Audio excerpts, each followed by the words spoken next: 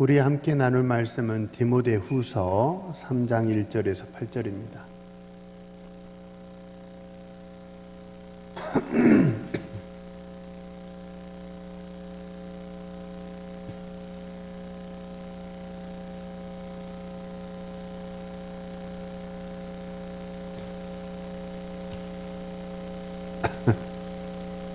디모데후서 3장 1절에서 8절 우리 찾으셔서 함께 읽겠습니다. 3장 1절입니다. 너는 이것을 알라. 말세에 고통하는 때가 이르러 사람들이 자기를 사랑하며 돈을 사랑하며 자랑하며 교만하며 비방하며 부모를 거역하며 감사하지 아니하며 거룩하지 아니하며 무정하며 원통함을 풀지 아니하며 모함하며 절제하지 못하며 사나우며 선한 것을 좋아하지 아니하며 배신하며 조급하며 자만하며 쾌락 사랑하기를 하나님 사랑하는 것보다 더하며 경건의 모양은 있으나 경건의 능력은 부인하니 이 같은 자들에게서 내가 돌아서라. 그들 중에 남의 집에 가만히 들어가 어리석은 여자를 유인하는 자들이 있으니 그 여자는 죄를 중히 지고 여러 가지 욕심에 끌린 바 되어 항상 배우나 끝내 진리의 지식에 이를 수 없느니라. 얀네와 얀브레가 모세를 대적한 것 같이 그들도 진리를 대적하니 이 사람들은 그 마음이 부패한 자요 믿음에 관하여는 버림받은 자들이라. 아멘. 할렐루야. 우리 한번 앞뒤 좌우 옆 사람과 서로 인사하시죠. 사랑합시다. 격려합시다. 전도합시다.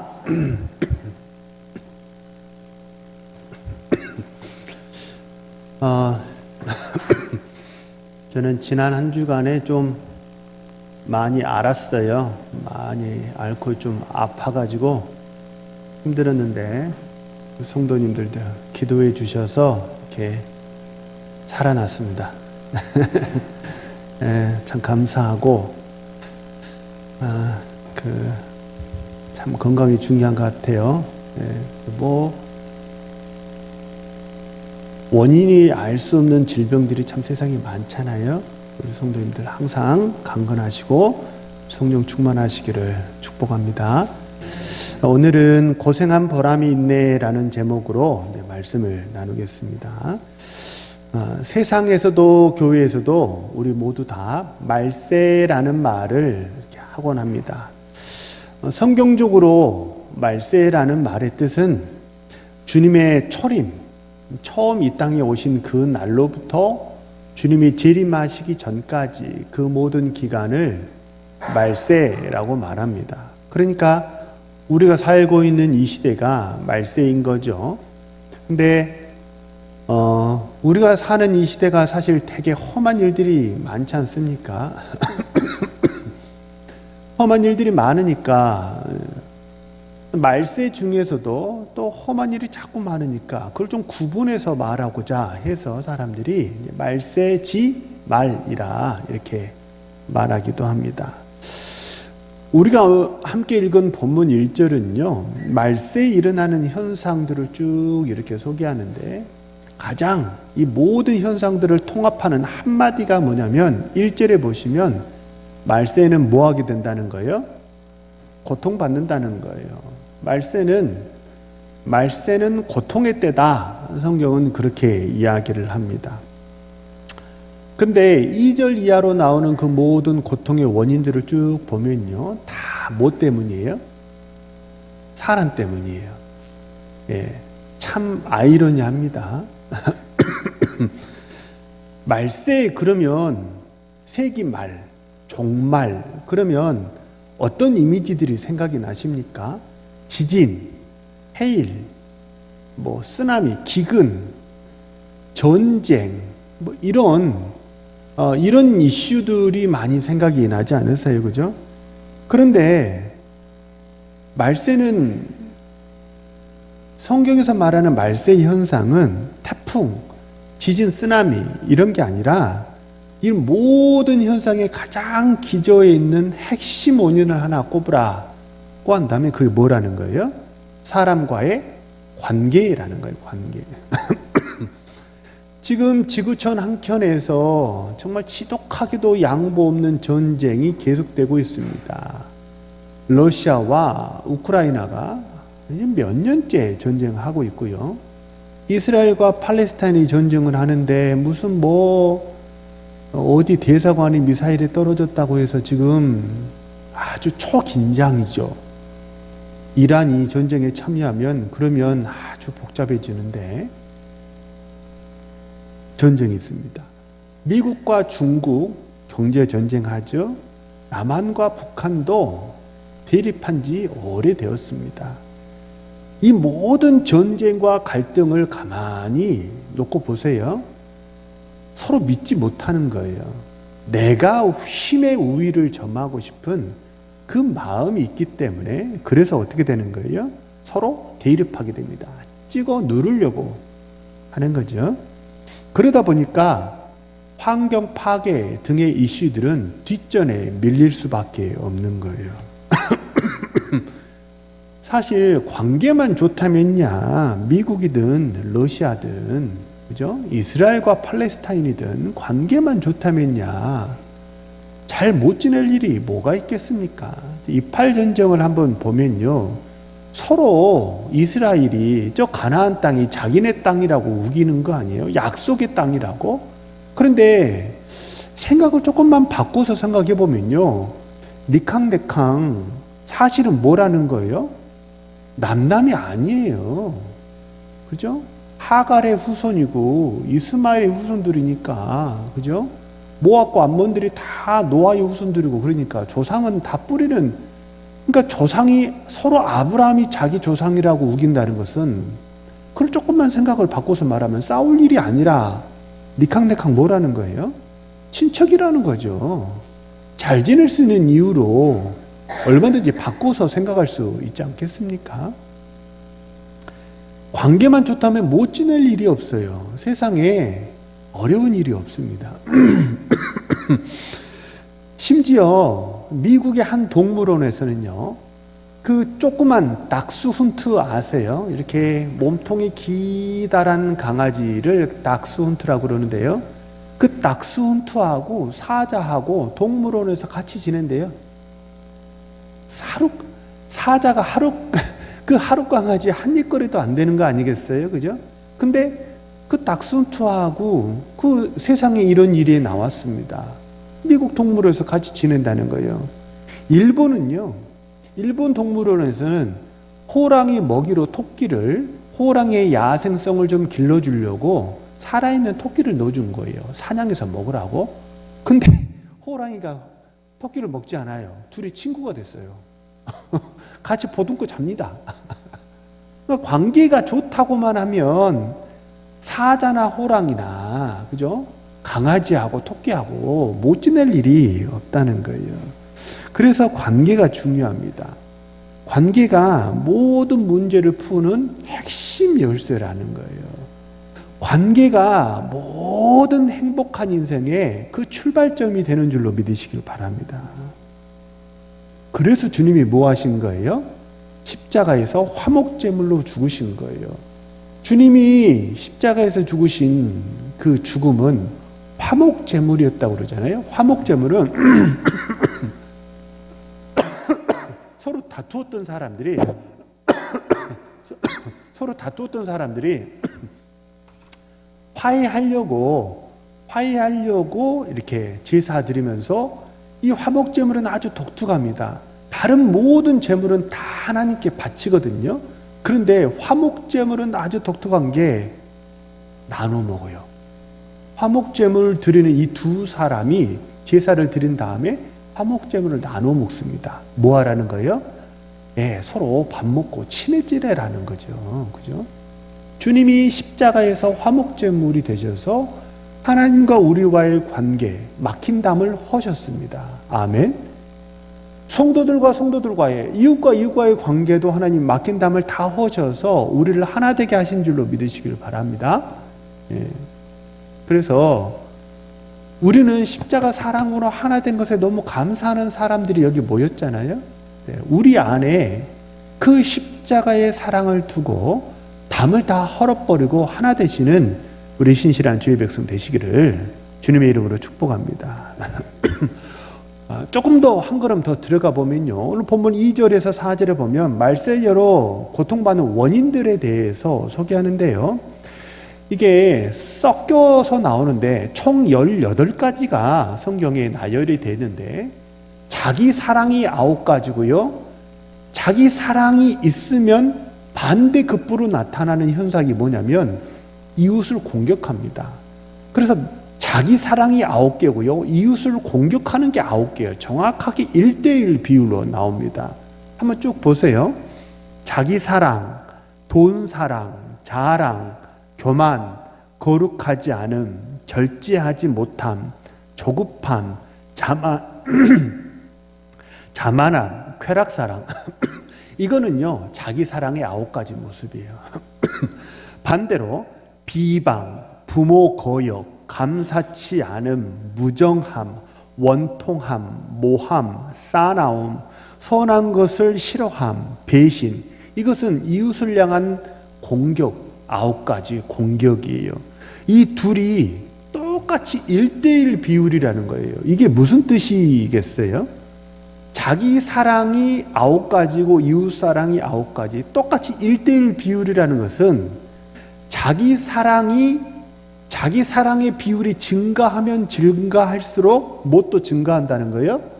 이웃에 대한 공격성도 같이 증가한다는 거예요. 내가 많이 움켜쥐면 지려고 할수록 어떻게 된다는 거예요? 이웃에 대한 공격성이 증가하게 된다는 것을 성경이 말하고 있다는 거예요. 말세는 고통받습니다. 왜 고통받아요? 자기 중심성이 높아가기 때문입니다. 자기 중심성이 높아가니까 더 움켜쥐려고 하니까 밀쳐내기 시작하는 거죠. 사람인이라는 한자가 의미하듯이 사실 이웃은요, 내가 반드시 밀쳐내야 하는 대상이 아니에요. 그건 참 바보 같은 생각이에요. 사람인이라는 한자를 생각해 보세요.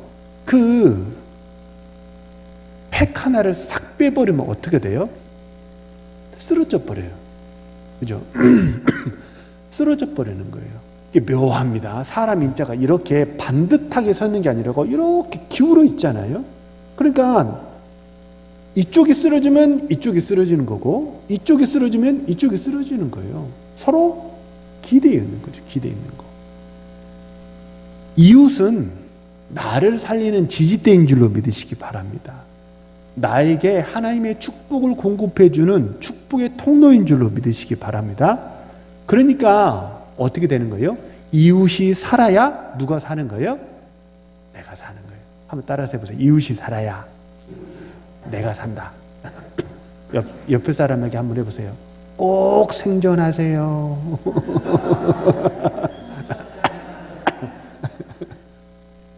그 황 집사님 용기를 내서 얘기하세요.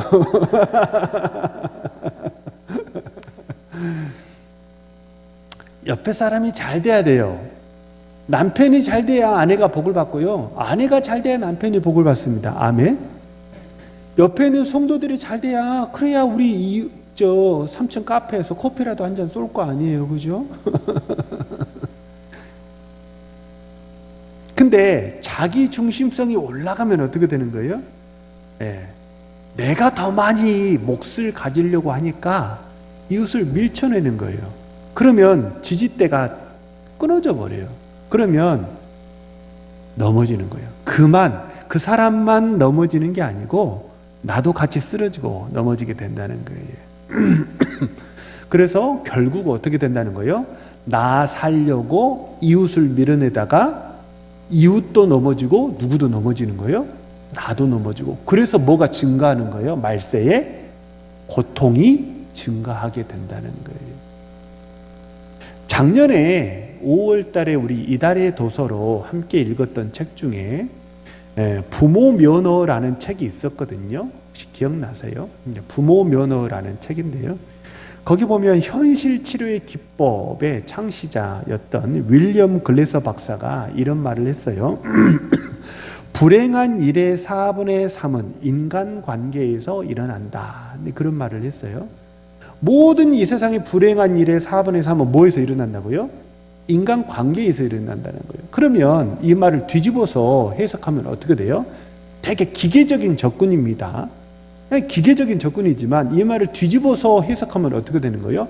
인간관계가 좋다고만 한다면 그러면 꼭 4분의 3까지는 아니더라도 내 마음속에서 나를 번뇌케 하는 많은 고민들이 어떻게 된다는 거예요?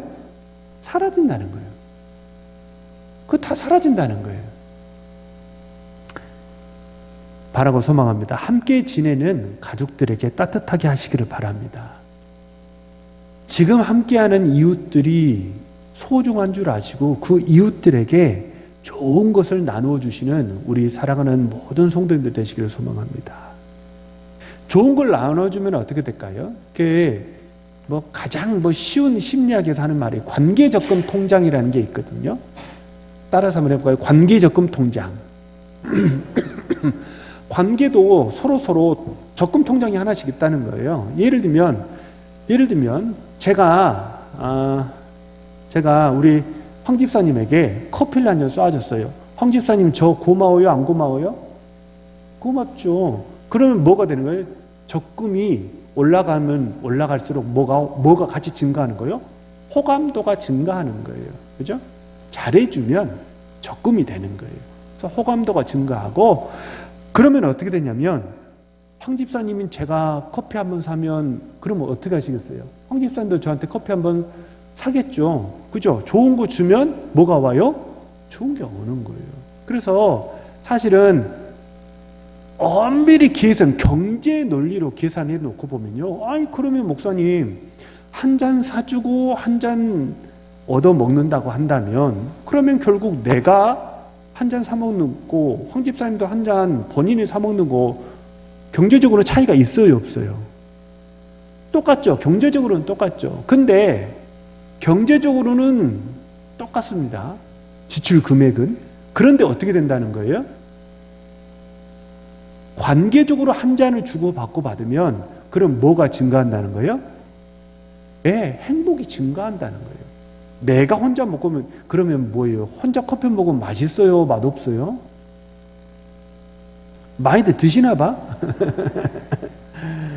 예, 사실 함께 먹어야 맛있잖아요. 그죠? 그래서 주일날 점심 때도 이제 예배 마치고 점심 식사 하시잖아요. 제가 보면 저는 그 혼자 앉아서 식사하시는 분들 보면 진짜 가슴이 뒤틀려요. 진짜 마음이 몹시 불편해요. 혼자서 식사하시는 분을 보면. 교회에서는 그러면 안 될 것 같아요. 물론 식사는 그 속도가 달라가지고 또는 착석하는 시간이 달라서 먼저 일어나고 나중에 일어나고 그럴 수는 있겠지만 그냥 혼자 앉아서 식사하시는 분을 보면 못내 마음이 불편하더라고요. 가끔 모임이 있어서 커피숍을 가보면요. 중년의 어머니들이 커피숍에 되게 많아요. 데이타임에는. 근데 가서 보면요.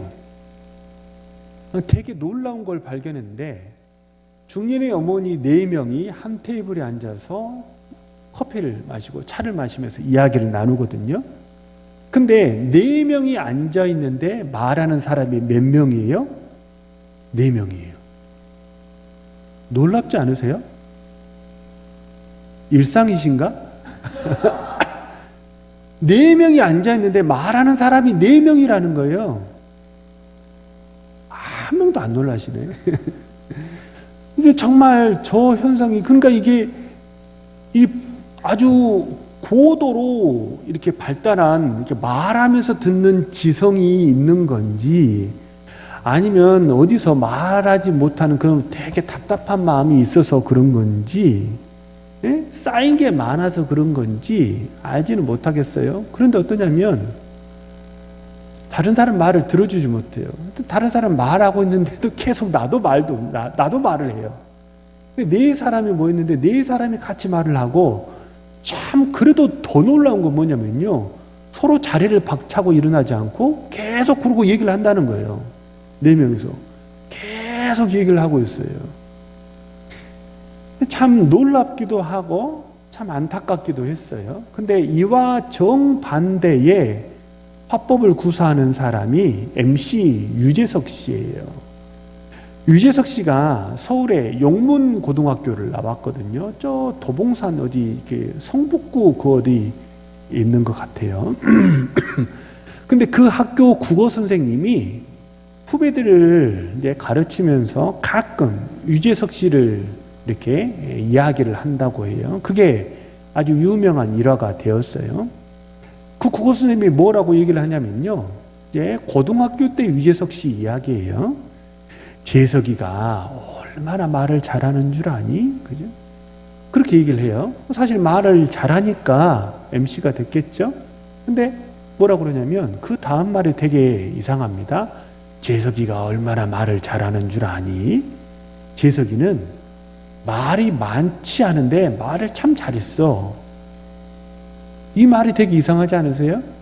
말이 많지 않은데 말을 참 잘했어.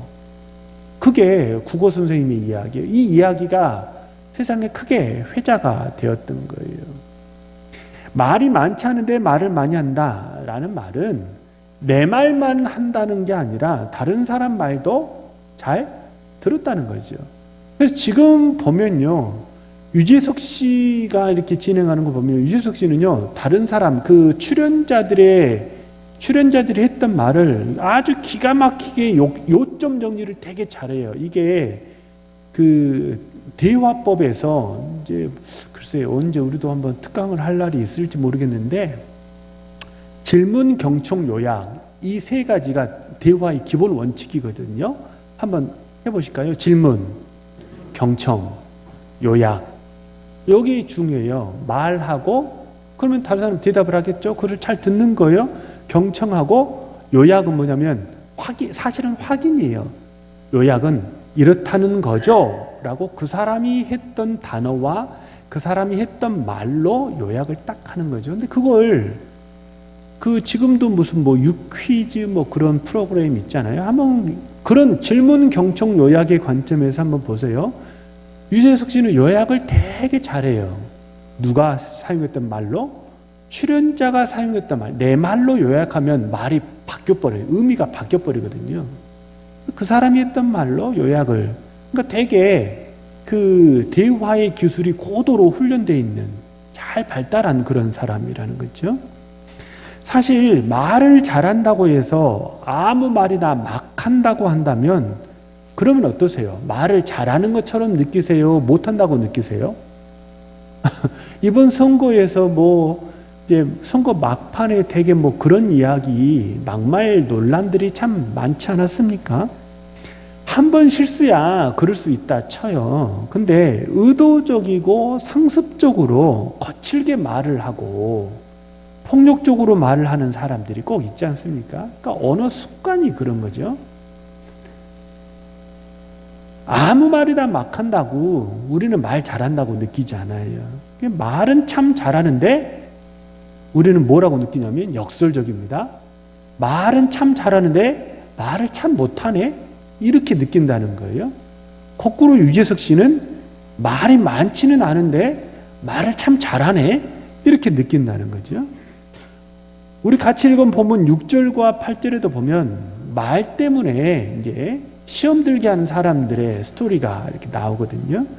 6절에 보면 초대교회 때의 한 스토리를 얘기를 해요. 꼭 말로 사람을 시험 들게 한다는 거예요. 8절에 보면 모세 때도 얀네와 얀브레가 말로 모세를 대적했다는 거예요.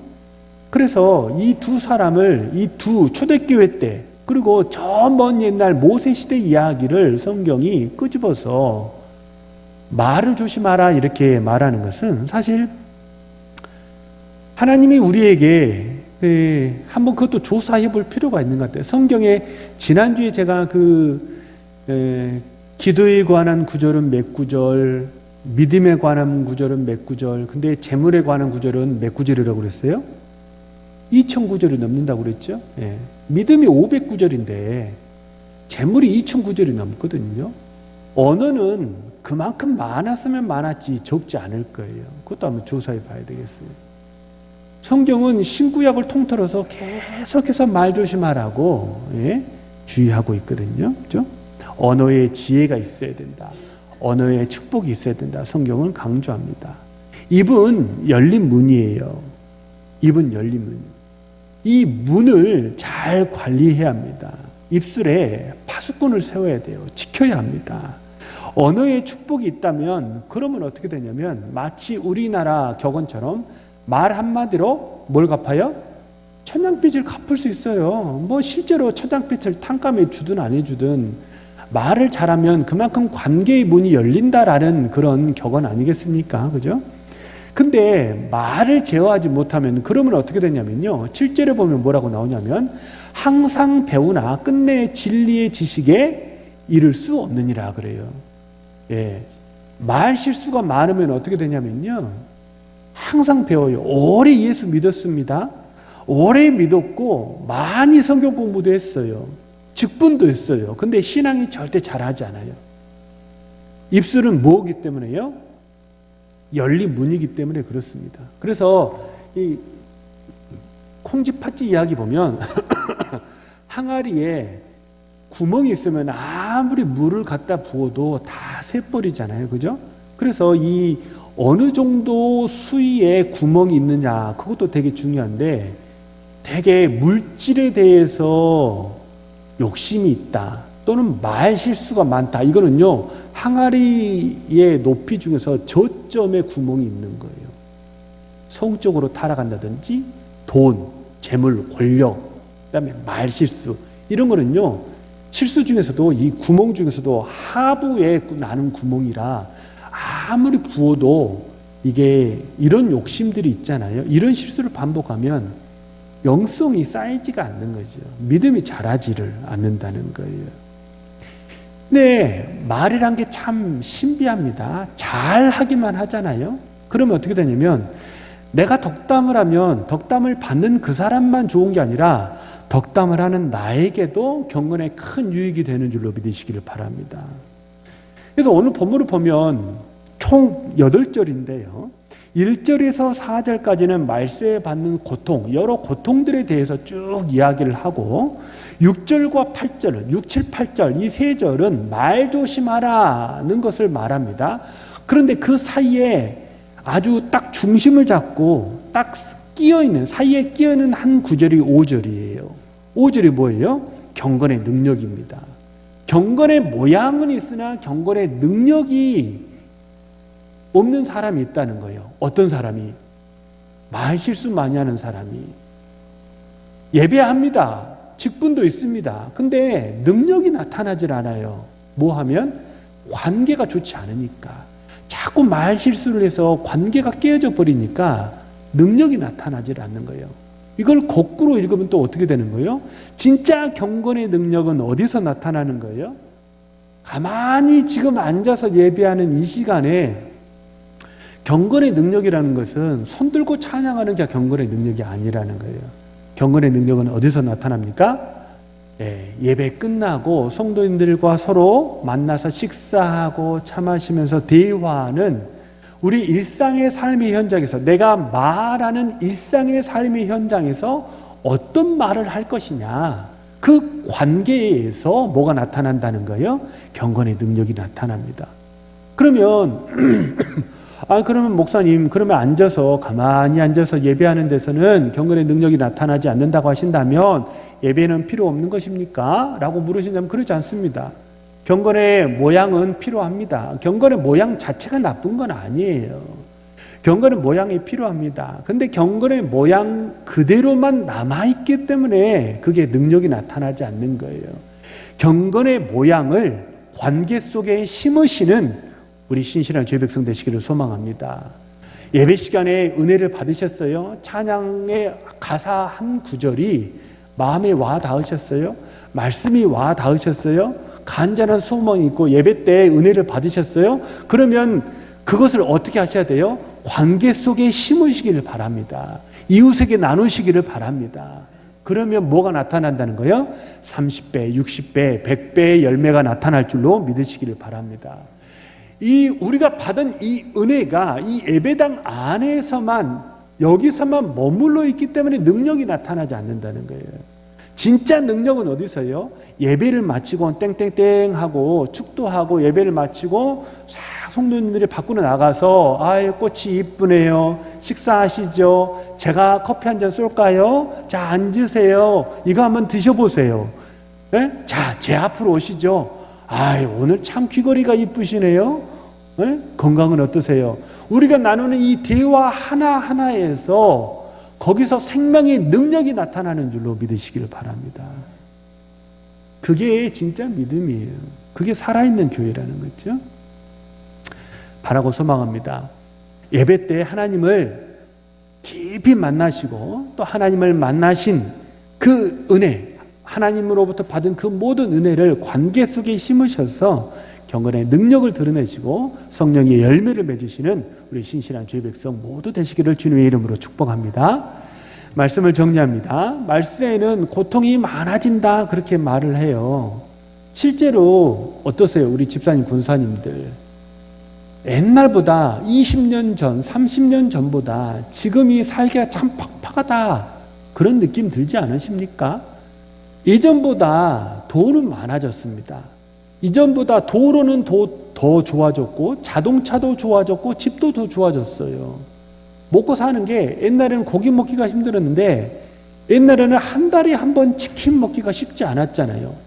아버지께서 퇴근하는 길에 그 옛날 치킨 통닭 그거 튀겨가지고 오시는 날이면 온 집안이 파티하고 잔치하고 그냥 난리가 나고 소리를 지르는 그런 때가 있었었잖아요. 근데 지금은 얼마나 자주 고기를 먹고 얼마나 자주 치킨을 먹고 먹을 게 쌓여 있지 않습니까? 옛날보다 풍요로워졌습니다. 도로는 훨씬 길도 좋아졌어요. 에어컨이 각 집마다 다 있습니다. 그런데 살기가 팍팍해졌어요. 왜요? 자기 중심성이 올라가면서 이웃을 자꾸 밀어내는 것이 사회적인 현상이 되었기 때문입니다. 왜 우리말에 고생한 보람이 있다라는 그런 말이 있지 않습니까? 오늘 설교 제목인데요. 고생한 보람이 있다라는 말의 뜻은 고생은 했지만 그 고생이 뭔가 목적을 이루어서 한 단계 올라서게 하고 그것이 나에게 유익이 되었을 때 그때 우리는 뭐라고 말을 해요? 고생한 보람이 있다. 이렇게 말을 합니다. 반대말도 있습니다. 고생한 보람이 있다의 정반대말도 있어요. 뭘까요? 네, 헛고생입니다. 헛고생이요. 고생은 죽어라고 했는데 그 고생이 나를 한 단계 올려놓지 못했어요. 내가 원하는 뭔가 목적으로 나에게 유익으로 뭔가 목적을 이루어서 나에게 유익으로 돌아오지 않았습니다. 고생은 많이 했는데 아무런 유익이 되지 않아요. 그걸 우리는 뭐라고 그러냐면 헛고생이라고 말합니다. 근데 한번 생각해 보세요. 세상에 고생하지 않고 살아가는 사람이 있습니까? 다 고생합니다. 비근한 예로 후방에서 군생활했던 사람이나 최전방 철책에서 군생활했던 사람이나 다 물어보세요. 군생활 힘드셨어요? 안 힘드셨어요? 물어보면 뭐라고 얘기해요? 심지어 18방위도 방위, 집에서 출퇴근하는 방위도 요즘에는 방위가 뭘로 바뀌었어요? 되게? 아니 그렇게 말하면 안 돼요. 에이전트 요원이잖아요. 요원. 에이전트라고 불러야 돼요. 그 공익 요원들도 자존심이라는 게 있기 때문에 공익이라고 부르면 조금 그 우리 손주들 자존심이 상해요. 그래서 뭐라고 불러야 돼요? 에이전트라고 불러야 돼요. 그러니까 우리 어머니는 뭐예요? 에이전시예요. 에이전트로 관리하는 회사 에이전시야. 그죠? 심지어 18방위도 힘들어요. 그죠? 고생은 다 합니다. 고생하지 않고 사는 사람이 세상에 어디 있겠습니까? 힘들지 않은 사람이 세상에 어디 있어요? 근데 고생은 다 똑같이 하는데 세상의 사람은 딱 두 갈래로 갈린다는 거예요. 뭘로 갈려요? 그 고생이 보람으로 되돌아오는 사람이 있고 고생이 휘리릭 하고 사라져버리는 사람이 있다는 거예요. 어떤 인생 사시겠어요? 고생이 보람으로 돌아오시는 인생 살아가시는 우리 신실한 주의 백성 되시기를 축복합니다. 그러려면 뭐 해야 돼요? 어차피 고생은 똑같이 합니다. 아까도 말씀드렸지만 내가 내 커피 사 먹으나 내가 남 한 잔 사주고 남이 나 한 잔 사주나 고생은 똑같습니다. 지출하는 금액은 똑같아요. 근데 뭐가 올라가요? 보람이 있다는 거예요. 사람을 살리고 이웃에게 좋은 것을 나누는 그 고생은요, 시간이 지나더라도 사라지지 않고 그 고생은 반드시 나에게 유익으로 되돌아오는 줄로 믿으시길 바랍니다. 나 혼자 밥 먹어도 힘들어요. 남하고 같이 이야기하면서 밥 먹어도 힘들어요. 근데 같이 밥 먹으면 내가 힘들 때 그 사람이 나를 어떻게 해줘요? 나를 붙들어 준다는 거예요. 그래서 뭐가 있는 거예요? 고생한 보람이. 따라서 한번 해보시죠. 고생한 보람이 있네. 네. 잠언 14장 4절에 보면 뭐라고 얘기하냐면 소가 없으면 구유는 깨끗하려니와 소의 힘으로 얻는 것이 많으니라. 잠언은 그렇게 말씀합니다. 사람이 없잖아요. 그러면 귀찮을 일도 없어요. 그렇죠? 소가 없으면 구유는 깨끗합니다.